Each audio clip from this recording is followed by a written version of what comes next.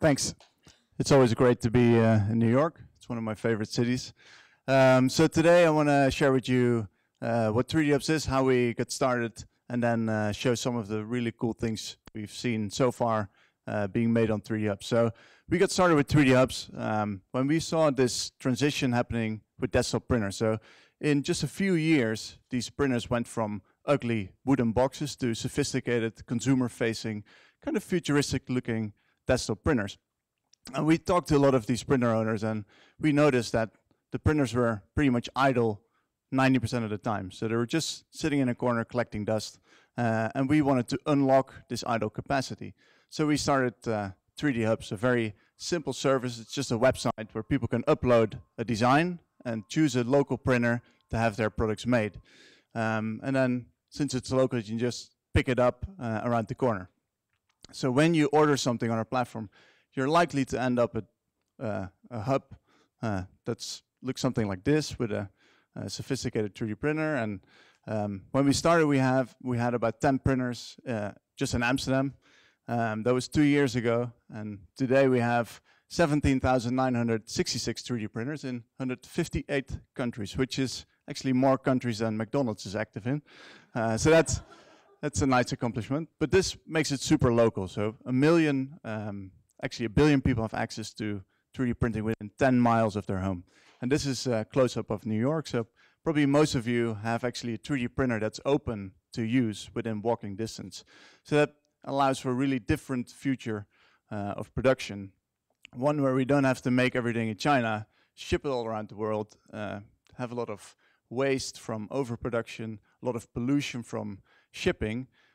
We can change that and move to a more futuristic way of manufacturing, one where products are made local, so close to you. They're made when you need them, so completely on demand, and they're made personal, so in the shape, and the color, and the material, just how you want it. And today I wanted to share with you some of the really cool things that we've seen. There's a lot of crap being made, but there's also a lot of really impactful stuff, and I think we've already heard a few really good examples from John and Lisa. They both mentioned the prosthetics. So I think this is really cool, very useful.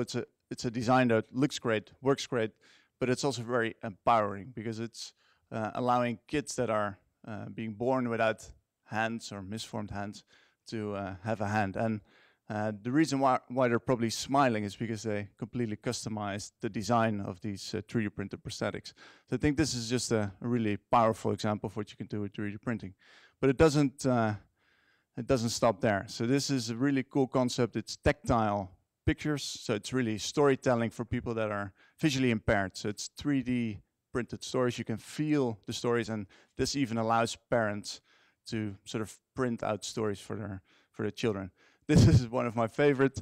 It's a German couple. They adopted this dog, and instead of 4 legs, it only had 2. They 3D printed this custom fit wheelchair, which allowed the dog to move around happily.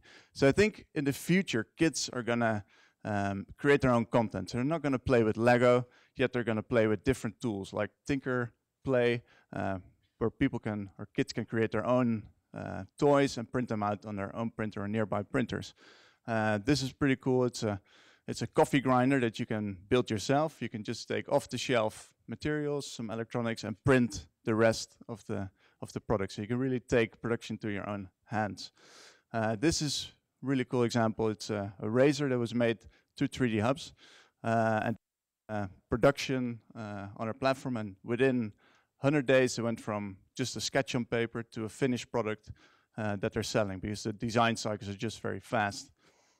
This is an architectural model that CBRE made for the Internet Week here in New York. They had 400 hours of printing to do, and they had only 5 days. So they farmed out the printing to different local hubs and had it done. This is the last example. It's actually a speaker. It looks like it's wood, but it actually isn't. It's just the layers from the print. And this designer is very clever in using the orientation of the design to work for him. So I want to end off with a message or kind of a question, like next time when you're about to buy something, think about whether you really need it or whether you maybe can print something instead, then just consume. And you can reach out to me on Twitter or by email. So, thanks.